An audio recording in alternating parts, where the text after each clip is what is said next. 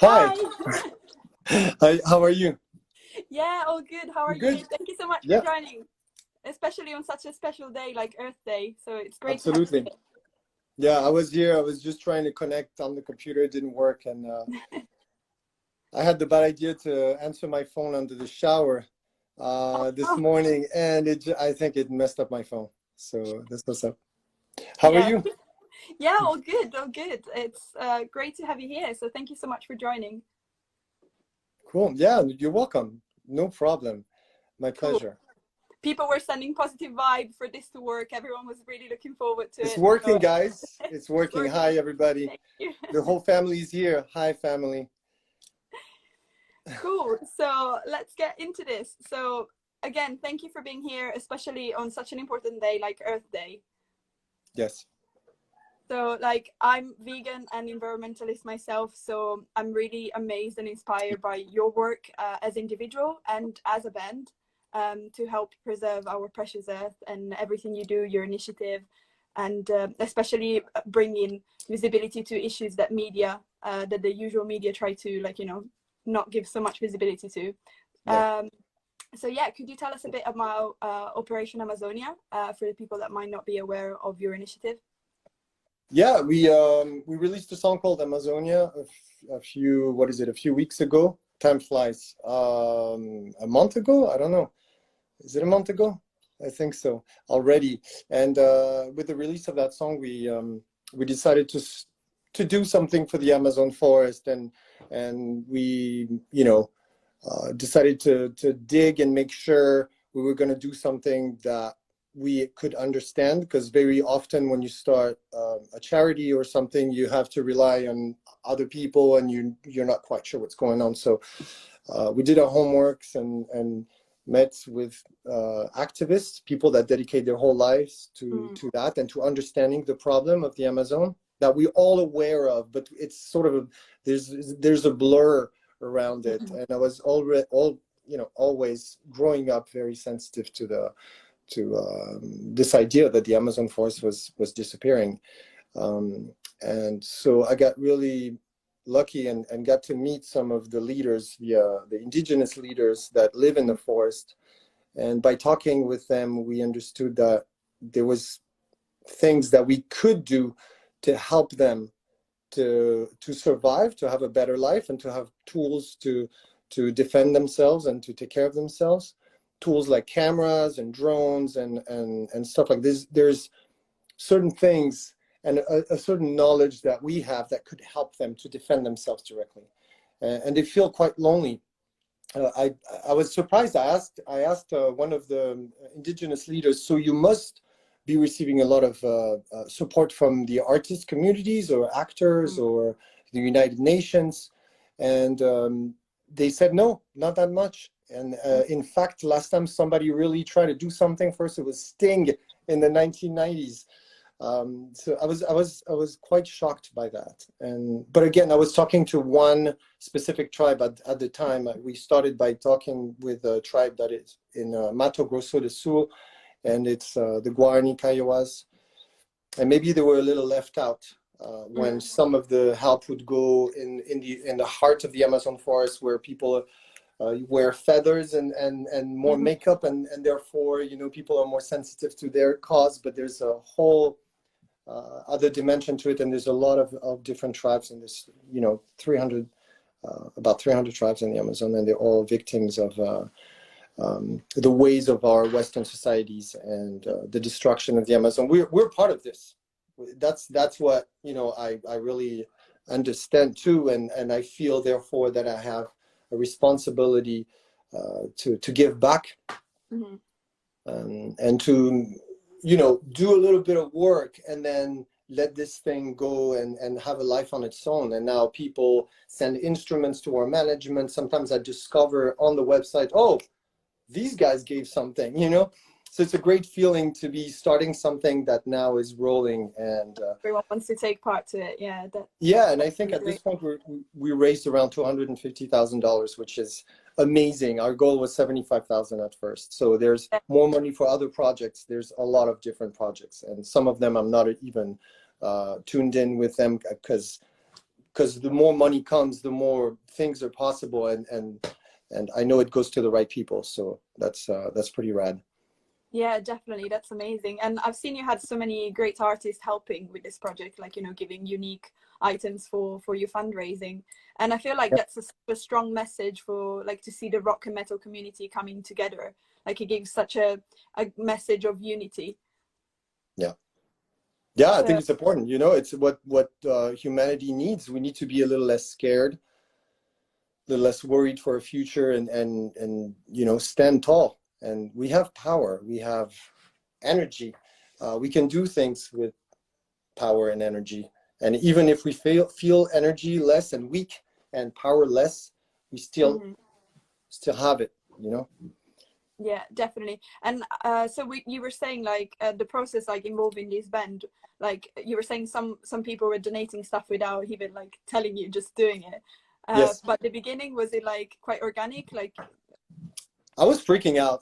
I was thinking, what am I doing? You know, I'm already a bit overwhelmed. We have an album coming out, and I have all these interviews coming, and we have to put together a few videos, and I have a family too. So it was almost like taking on a full-time job on top of the job that I already have, which was pretty consuming, and not only for me, but for my family too. They support me, and I'm working a lot these days. But I know why I'm doing this, and my wife knows why I'm doing this, and we're together in this. So it's a team effort here, and my bandmates and the record company. Actually, a lot of people worked for free on this. Even our lawyer, who's a top-notch music industry lawyer, did some work pro bono for that. And the people at Warner and Roadrunner, you know, who are also not supposed to really go out of their way to do that, they did it immediately without asking questions. I was on the phone in the middle of the night with them each time there was a problem. Bank transactions to Indigenous owned NGOs can be tricky also, because, you know, in Brazil, they see that money coming, and they don't know if you can trust the indigenous. So there's always problems on the way that we have to be ready to jump on and fix. But I learned a lot from this experience and from talking to these people. And I think it's a little thing that we're doing here. It's not, you know, governments, you know, they hold, you know, billions of dollars, and we're sending a few hundreds of dollars. But I think because it's aimed towards something that is very specific and very particular, and that's going to fit exactly their expectations and their needs, and not $1 is going to be lost on the way. So I think it's going to have a nice impact for some of these communities, and hopefully it's going to make babies, you know. It's going to encourage people to do initiatives on their own. And I was very touched and happy to see the response of the big dogs that we called first, you know, the Metallicas and the Slayers and the Slash, and people that we meet, you know, on the road sometimes. For example, Slash came to see us a few times, and we opened for Guns N' Roses, and he came to the dressing room, and he told us that he really enjoyed our music. So what do I do with that? You know, I'm not going to call Slash when I'm broke and I need some money, but I can call Slash when there's something like that going on, and boom, he answers right away. So it's an incredible feeling to be able to put to use these connections that we have. Thank you, guys. Thank you. I see all these messages coming. Yeah, there's so many, and they go so fast. Yeah. Yeah, it goes fast. That's amazing. So many. Leave that girl and talk to us, Joe. What can I say to you guys? Tell me what I interview. Yes, interview, sir. Someone said you guys are part of the big dogs, and that's true. You guys are the best. Thank you so much. What's up? So yeah, we'll have some time later to look at some of the questions as well. So guys, make sure you leave your comments, and there's a comment section as well, so we can look at some of those later. So yeah, so talking about your new single Amazonia, it has such an honest and visually strong lyric. So for example, when you're saying, like, you know, the greatest miracle is burning to the ground. So like, it comes with such a powerful video as well.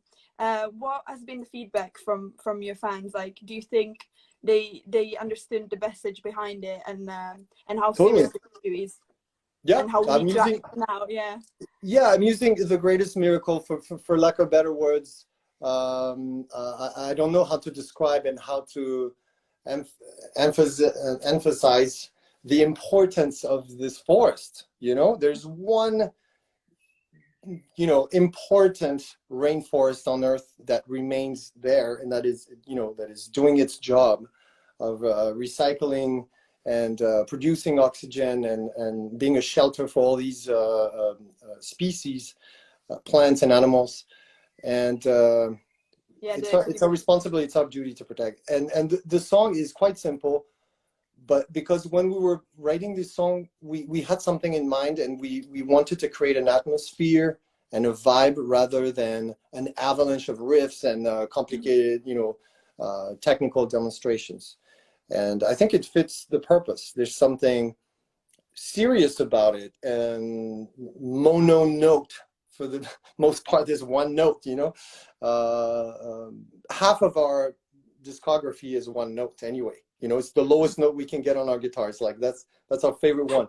And half of this, you know, if you would put all the songs back to back, you will find the same note. oh yeah, that note is there all the time. Of course, it's a D for those who wonder. And sometimes it's a C, but it's rare. And the chorus is, you know, something bouncy. There's no real chorus per se, but yeah, the statement that comes. I think I'm going to enjoy playing that song live because of what it means. I think there's going to have a collective shiver, you know, in the audience when we're going to do that because of all that story behind. So it complements the music. The action that we took complements the music, and vice versa. People are going to wonder, oh, they're talking about that. Oh, by the way, we can donate, and so on. So it's a good example of a bunch of positive, exciting things that can serve a purpose. There's no competition in that process. You know, artists giving something away that was rotting in the corner of their room are doing something good, and probably feel good about themselves. I feel good about myself doing this. Indigenous people receive a lot of support. Mental and spiritual support is, I want to say, almost more important than the financial support. And I see it as a collaboration. You know, we have the means and they have the experience, and they're on site and they know exactly what's up, and they can explain it to me 75 times or 75,000 times. I'm never going to understand it better than them. So we leave it to them. Yeah, no, it's definitely great how you're using, like, you know, your platform and your visibility to do something so great, like not only for the environment but also for these people that are often like kind of forgotten about. Like I've seen so many things even with the COVID, like you know, with the pandemic and stuff, like they kind of been left to themselves. So it's definitely amazing that you guys are bringing awareness to this and trying to helping out these Indigenous communities. Yeah, it takes some strength for most people to on top of worrying about their own reality that is heavily challenged these days. People losing their jobs, they're unable to go by their day like they want to, and so worrying about the Amazon and you know, in the middle of all that is a little weird. And we were actually going to release that song first, and it was exactly when we were, you know, completely invaded by COVID stuff and information, which is normal. So it was not a good time for that. We decided to wait a little. Yeah, definitely. You launched it at the perfect timing, I think. So like, for example, like here at EMP, like we have our sustainable merch range, and you know, we're trying to do our small part to try and contribute into creating a sustainable world, and giving our community like the possibility to choose like buying something sustainable. Yes. Like, what advice do you feel like giving to the people that are watching this chat and they might feel like motivated by your initiative and by this conversation we're having to be more environmentally friendly? What do you think you could suggest them? You know, go on EMP website and buy a Sea Shepherd shirt. I saw there was a Sea Shepherd shirt for sale, and that's another crucial crucial thing, you know, the oceans is a big thing, of course, for all of us. But I would recommend to, and I'm going to drop that bomb. I'm going to drop the V bomb. Go vegan. I mean, I agree. So, you know, go vegan. Yeah, absolutely. I think I'm just waiting. Yes, that's right, Sarah. I'm waiting for that moment where when 20% of the population of Earth will be vegan, then it's going to go boom. You know, I think I heard about it, and I have a feeling that it's like that. But when there's a minority that is under 20%, it will stay under the radar. When it reaches 20%, I think something's going to unlock, and everybody will go vegan. I hope, you know, because if you do the math, it's just pure logic. It's not just some weird sentimental or being cheesy or, oh, I love animals, let's not hurt animals, you know. It's not being what's the word for that? It's a real thing. It's a real freaking thing. It's science. It's math. You know, if we eat less meat, we're going to pollute less. There's going to be less stress in our bodies and less antibiotics. There's going to be less violence done to animals and so on. But I don't want to push that on anybody. But just saying, that's my opinion. Do you have any, like, maybe documentary or movie that you can suggest to people that are interested in this topic now, and they might need a little push to maybe? Yeah, of course. There's the obvious ones, the ones that made a lot of people go vegan. Actually, Cowspiracy. It works. You know, it's real facts. This one is getting a little old. Actually, it was what, 10 years ago? No, 5 years ago, maybe. There's a new, huh? Yeah, it's 5 or 6. Like, yeah. Yeah, Cowspiracy is a great documentary that where you can learn a lot. There's a new one about the Seaspiracy, What the Health, and there's more. What made you go vegan? What documentary did you watch? Actually, going vegan, What the Health, but I was already vegetarian. I was vegetarian for like 8 years, 9 years before going vegan. And when I watched that, I was like, why didn't I go vegan sooner?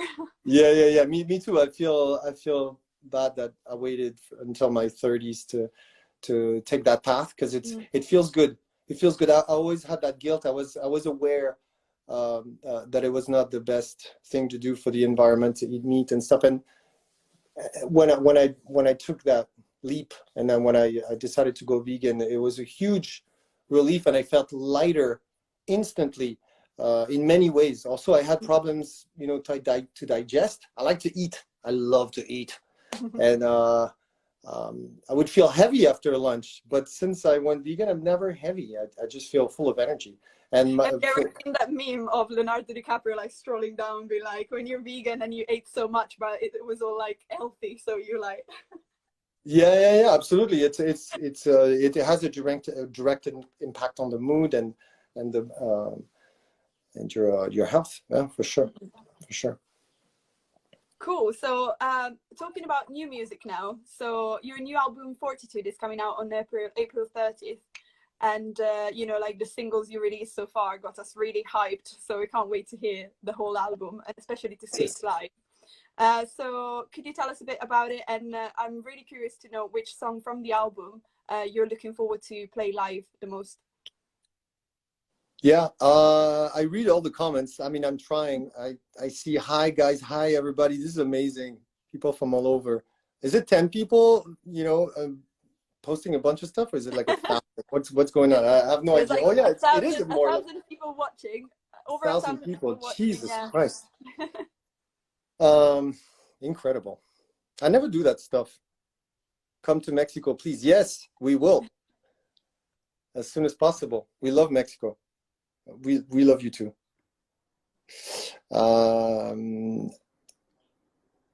Come back to the States. Yes, that too, of course. Yeah, I see flags from all over the world. Yeah, people watching. It's pretty cool. It's beautiful. 1,000 people. Yeah. So looking forward to play Amazonia for sure, because it's so simple. You know, there's something simple about the playing and the singing too. You know, there's something very primal that I think is going to be fun to play.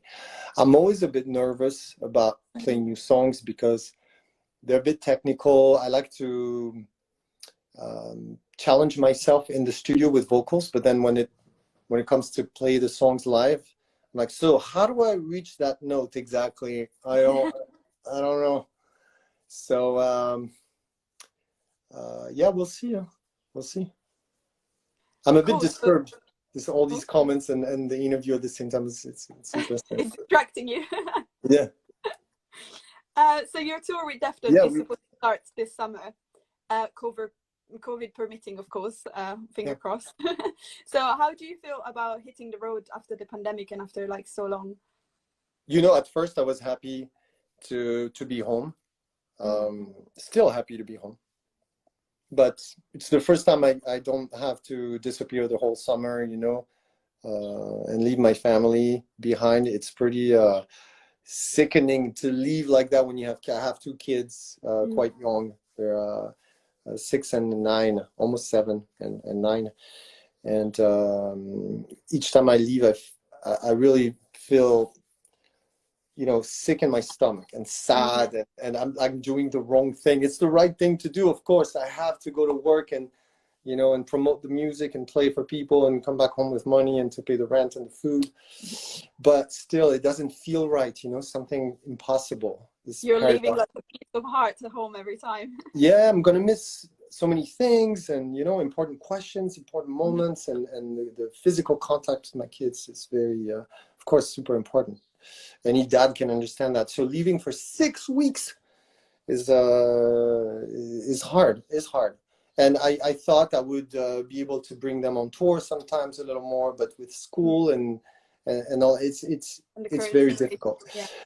So at first, to be honest, I was not happy for the pandemic, but the positive thing was, hey guys, I'm not leaving. Guess what? I'm staying home all summer, and my kids were over the moon.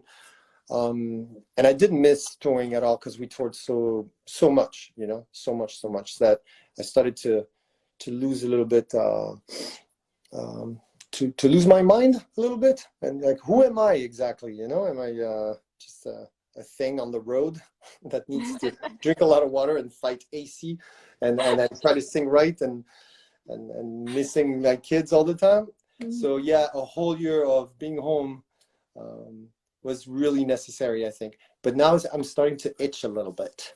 I want to go back now out. You recharge your batteries, and like, you know, you had some loads of quality time with your family, and now, like, you know, going away for a few weeks. So, yeah. The new album was recorded in Silver Chord Studio. So somebody asked that, do I have hobbies other than the band? Yes. Eating and fire. I love making fire. So yeah, so in the last year and a half, like, you know, you were mentioning now, like with the COVID pandemic, but also we witnessed so many other like events that have sparked an overall feeling that change is needed, and if in some ways even overdue. For example, like, you know, the climate protest, the Black Lives Matters movement, the Stop Asian Hate, the women's safety. So many topics that raise this like feeling of like, you know, change is needed. I know you guys recorded the song from the album before the pandemic, but do you feel like some of the topics and the messages you're talking about, like, you know, about need to fight and to rise, like, you know, to change what is not right, do you think this could be adapted to some of these other injustice that we're witnessing? Yeah, there's something in the air, isn't there? You know? There's something in the air. Everybody can feel it. And I don't have an explanation why, you know, we wrote these lyrics that, you know, resonate so well with COVID, even though it was written before. But I think it was meant to happen, you know, something like that. Due to our ways, due to, you know, traveling so much and taking planes everywhere. And people go on the other side of the globe for 2 days just to tan under the sun, and we're doing the same with touring, so I can't blame them, but going to work, god damn it. Going to make people happy with your music. Yeah, and I believe we have also a message to spread through the music. I don't really preach during shows. I just say bang your heads and let's go, you know. like to Yeah, I like saw do you guys on speeches. Bloodstock. You don't talk much during the set. No, it's a waste of time. More playing, less talking. And people, you know, are drunk also, so it's not the best time to talk to them about issues and stuff like that. And so I keep that. We try to do that in the right measure. We don't want to lose people's attention. I'm not going to talk about animal cruelty anymore in this interview, for example. I'm gonna give it to We already like made our point. 1 minute. You can't go too hard. But yeah, it's not for nothing that all these initiatives are happening, all these groups, all these Black Lives Matter and hashtag Me Too and all that stuff, you know. Sometimes it goes a bit out of control a little bit, and people become very sensitive and offended, and there's a lot of passion and all that debate. We should be, you know, centered and humble, and I'm trying myself not to pretend like I know what's up, you know. I have a feeling that it's important to take things into our own hands. I have a feeling that governments are not going to do much. So I like to, you know, share my feelings through the music. By the way, for me, it would be enough to write songs, lyrics and music, and to share with people, and to go out on the road. And if a fan has a question, why did you do this? I would gladly talk about it. Over talking, like right now, I'm doing so many interviews.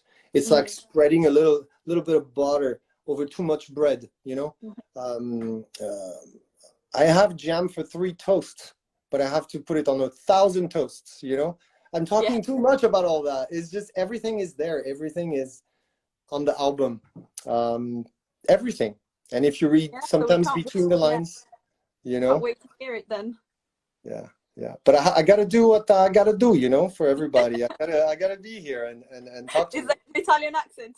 Thank you, I got you. Taking out an Italian accent there. Hey, what did you say? You were pretending to be Italian there. Oh yeah, I can do different accents sometimes. Yeah. What are you doing? Also, living in New York, there's you know, when you live in New York, this little Italian legacy that is like a little Italy. Yeah exactly. Cool. So how are we doing on time? Do you still have a few minutes for us? I do, yeah. Cool. So I have one question for me, and then we'll go into the question from the viewers. So guys, send loads of questions, and in the meantime, so this is a question I like to ask to everyone I'm lucky enough to interview. So it's quite like, you know, as you know, EMP, we sell like everything rock and metal, but we also sell like alternative fashion, TV series, like anything from like, you know, Harry Potter to Disney to whatever. So this is a question that kind of like includes everything. So if you could grab a coffee with a character from a movie, a TV series, a book, or a video game, who would it be and why? I'm afraid I didn't really understand the question. I'm sorry. If I could grab what? A cup of coffee and an actor? A cup of coffee, yeah. A cup of coffee with a character from a movie, a TV series, a book, or a video game. Who would it be and why? The cup of coffee would have some art on it printed. Is that what it is?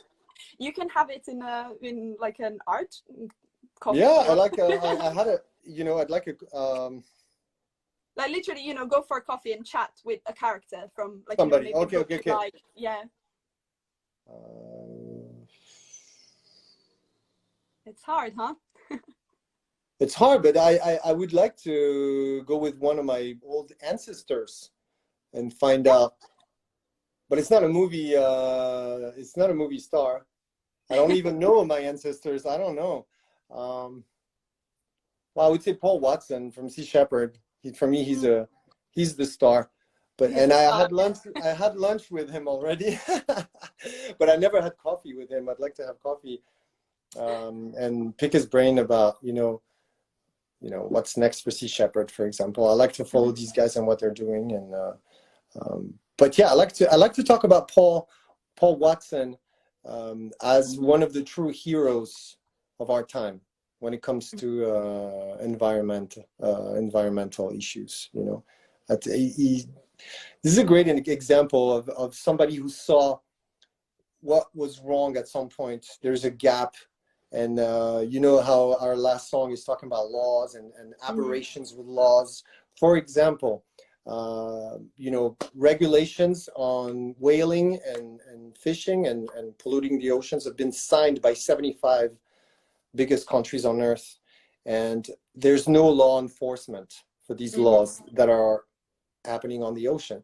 So a man decided, we will be the enforcement. And they work only with donations, with people's donations. So again, that's amazing, because it's not political money, it's people's money that's going to finance a law enforcement, and there's people dedicating their entire lives for that. They are at our service. So when they are called terrorists, for example, I think it comes from a misunderstanding, and it comes from a on the matter, on the subject, because they're not the criminals, they are the ones trying to enforce enforce the rules. Yeah, definitely. Yeah, you cannot call yourself a cop though and go out there in the street and with a gun. It would be wrong, because there's already a police and it would be chaos. But when it's done right, they never use weapons, you know. Sure, they ram boats sometimes to intimidate, to obstruct with whatever illegal activity is going on, but they always call the police from the closest army or police available. So they work with local enforcements. But Paul Watson, definitely, I'd like to have a coffee with Paul Watson just to say thank you. Literally just like, thanks. Thanks. Yeah, I'm his biggest fan. Cool. Okay, so if you still have a few minutes, let's look at some of the questions. Yes. Hi from France. I see. Oh my God, there's so many. I don't even know where to start from. Et bonjour à tous les Français aussi qui comprennent pas un mot de ce que je suis en train de dire. Et mais voilà, c'est comme ça. Hi to all our French friends. So what keeps you going? Making song, touring, everything about the music life. What keeps you going? What keeps me going? No, that's one question. Well, I'll see what's your favorite death song, and that's a hard one. That's a very hard one. I would say Suicide Machine from the album Human. What keeps me going? Adventure. I like adventure. I love music. So having this set up in my life, me and my bandmates, we set this up ourselves when we were kids. You know, we set up a great future for ourselves because we got together, and it's something that works. And we insisted, even though everybody was telling us, guys, death metal is dead. What are you guys doing? You know, and so on. So it wasn't really promising at first, but we kept doing it. So I'm aware, and it still vibrates in my heart, all the work, the hard work, and all the things we had to say no to, like comfort. For about 15 years, we didn't have any money, so I lived in a cabin in the woods at some point. I read about that for 2 years, right? Yeah, and that one of the reasons is that I didn't have money, but I just wanted to play music, and I was very, very stubborn. So what keeps me going? Are you kidding me? You know, we're an international band. We're successful. We're having a blast. We receive a lot of love from the fans. We love writing music, and even though it's a hard life, it is a hard life. And I know people are like, come on, shut up. It's not that hard. You're playing music. You're a fucking rock star. It doesn't work like that. But you worked hard to be there, so. I'm a rock star now, and then I'm going to turn off the phone, and I'm not going to be a rock star anymore for the rest of the day. I can assure you that. So someone was asking if you can tell us how the vinyl is going to look like. I'm sorry, I'm reading. Oh my God, I'm so confused. Can you repeat the question? I read some of the question passing by, and it was someone asking how the vinyl is gonna look like what color, or I don't know what. You know, I got lost a little bit. It's this plenty of colors, you know. I had to pick personally because I was in charge of the cover and the design and the. Yeah, the design is amazing, honestly. Like, I really love it. Thank you. That's one of my hobbies, by the way, other than music, is to draw. I say to draw because I'm using pencils and Chinese ink and sometimes colors, but it's a bit more rare. But I love to experiment and to yeah, to draw. And what's the question again? Oh my God, I'm such a mess. Please. Oh, just if you can say like what the vinyl is gonna look like. So like if you know the color or anything to tell. The vinyl itself, there's going to be different variations. Different variation. There's a golden one, there's a blue one, there's a black one, there's a whatever one, and yeah, I don't know. We'll see. I can't wait to open it. Buy it and see. Yeah. We make so many decisions. We decide, hey, can you tell us what color you prefer? It's for this guy who's going to release it in that country, and then this and this and this. So we make all these decisions, and then by the time I release the vinyl, I completely forgot.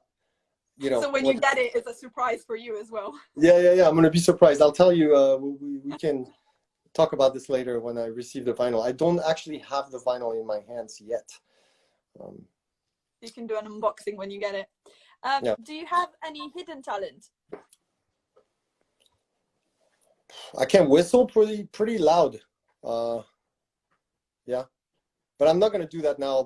I'll blow your mind, and I'll blow the phone. I don't think it's gonna come through. Yeah, don't break that phone as well. You already broke one for today. Exactly. Yeah, with the shower. I'm terrible with phones. Other talents. Can do the moonwalk pretty good too. The moonwalk, Michael Jackson's moonwalk. That he didn't invent it, by the way. It was already existing. Everybody thinks he invented, but it was already around. Cool. I didn't know that. I always think moonwalk, think Michael Jackson. But yeah, that's good to know. Let's see, another quick question. If you see any question you want to answer to, please go favorite ahead. Song? I see. What is your favorite song to play live? It depends. When we released From Mars to Sirius, I loved to play The Heaviest Matter of the Universe because people would respond to it very immediately. And then when we released Magma, I remember really enjoying playing Only Pain for that one part that goes bam, bam, bam. It's just one note. Again, I love when there's just one note because I can just relax and feel what's going on for a second and jump around, which is a nice feeling when you're most of the time doing complicated stuff. Yeah, but I'll always remember that tour, that From Mars to Sirius tour, when we would play The Heaviest Matter of the Universe, because it starts like a freaking machine gun, and people's mind would be blown right away in the first seconds, and it's such a nice feeling, and then you keep going and going and going. And we were surprising people. Were not expecting us. We were a fresh band. We were only 10 years old, but we stayed in France for 10 years, before and then we had the right connections to start to tour in the UK and the US, and then the rest then you took over the world. yeah. And I felt a power at the time. I felt the sky's the limit, for some reason, even though it was a very, very intense and busy music, and there was no hope for us to be on any radio unless it's college radio or something. But yeah, I remember I love The Heaviest Matter of the Universe. I love Only Pain, and the Shooting Star is also a song I like to play live because I like to sing. Do you what's your guilty pleasure song? Do you have a guilty pleasure song? Something that no one would ever expect you singing in the shower or secretly listening to. Yeah, but I'm not sure I'm ready to share that information with anybody. No, okay. I don't want to shock people. My guilty pleasures. Are you gonna keep it a secret then? Yeah. I'm not for okay. I'll give you one. I'm not I don't have a sweet tooth too much. I don't. Mm-hmm. When there's cake, everybody go nuts, and I'm like whatever. Yeah. I don't like sweet things too much. But once in a while, I'll eat cookies and go crazy on a box of cookie and destroy it in 2 seconds. I'm the same. If I open a box of stuff, I can't not finish it. I just eat the Yeah, whole yeah. thing. We need more self-control. Yeah, exactly. But on that, I'm pretty happy because I'm not craving too many. Also, my food habits changed since I became a vegan. Now I enjoy eating a raw turnip as much as I enjoy eating a cookie. And because I don't know, my sense of taste changed a little Yeah, bit. yeah. I see all these important questions coming in. Are you gonna, what inspired you to do this and the art of dying? I'll let you pick the last question and then we'll let you go. Okay. Bring it, guys. Give me one question I can answer. Favorite Metallica song?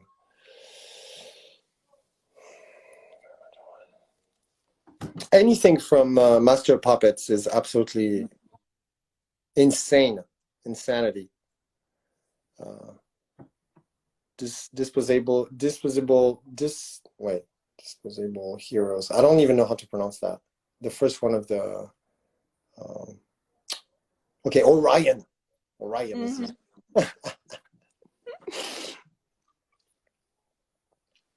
Let's see if there's any other good ones. People go crazy in the comments. Any modern band that inspires you? I like Car Bomb. My buddies, Car Bomb. They sound very modern. They've been around for a while, but yeah. Favorite Death album? Human. Will you come to Scotland? We'll see. I hope so. I saw something about the carbon footprint. I think I saw that. That's a challenging one. Do you consider gent? I don't even know what gent means really. Just like I don't know what prog means, or I don't know what it's Leper Messiah. Yeah, incredible. Whoa. The comments are going so fast I can't even read them. Yeah, there's a lot of comments. Guys, this is impossible. I'm sorry. I love you all. I see Mario in there. Is Mario here? Why everybody says Mario? Is Mario around? Mario is here also. Hey, Mario, are you watching? Don't you have an interview going? We do so many interviews these days. It's funny because we have a hard time getting together sometimes because our schedule is really full. Really Metallica are you rules. in France right now, or are you in New York? Yeah, Mario's in a basement. How do they know that? How do you know that Mario is in a basement? I don't understand. Okay. But this is interesting. It's hard to concentrate on all the questions. Do you like touring in French Canada? Of course, yes. It's a little cold though sometimes. Evil Mario new merch. Nah, not yet, but maybe. It depends on Mario. Love you too, guys. Well, I don't know you, but I love you. I love you. If you're here paying attention, if you love me, I love you. Cool. I'm gonna ask you one last question. So if you could collaborate with any artist, who would it be? Artist or band, like, if you could do like a duo or something, or even collaborate for like, for anything really. Yeah, right now I would say Tool. Mm-hmm. Yeah. Do you guys like Tool? Do you guys dig Tool? I'm sure. Yes, we're here for it. Also, I think Mario is commenting with the Gojira. I'm here too. Hi, Mario. That's good. He's with the band's account. Cool. Cool. Well, Joe, thank you so much for your time. It was a pleasure talking to you. Yes, that was And great. having you here today. Hopefully, we can do this in person when you guys are coming to the UK. And Yeah, thank you again for your time. Can you just leave us with a message for your UK and European fans that are watching? yeah. Tool rules. That's my message. Tool. I love Tool. We love to all. Not everybody's vegan in Gojira. No, I'm not gonna lie. You should do an online concert. Yeah, we'll see. What we're thinking about it. You know, it's we'll see. But we will come back in a way or another. To all our fans and to all the people that are watching right now, thank you so much. This means a lot. Um, it makes me feel less lonely in this world to see 1,145 people connected right now. Thank you very much, and we'll see what's next. You know, for our species, for humanity on this planet. We'll see. Maybe we'll have shows again one day. Fingers crossed. Yeah, finger crossed that's going to happen soon. Thank you so much again. And everyone, check out Fortitude out April 30th. Thank you, Joe. Thank you again. Thank you, guys. Thank you very much. Bye. Thank you. Take care. Bye-bye.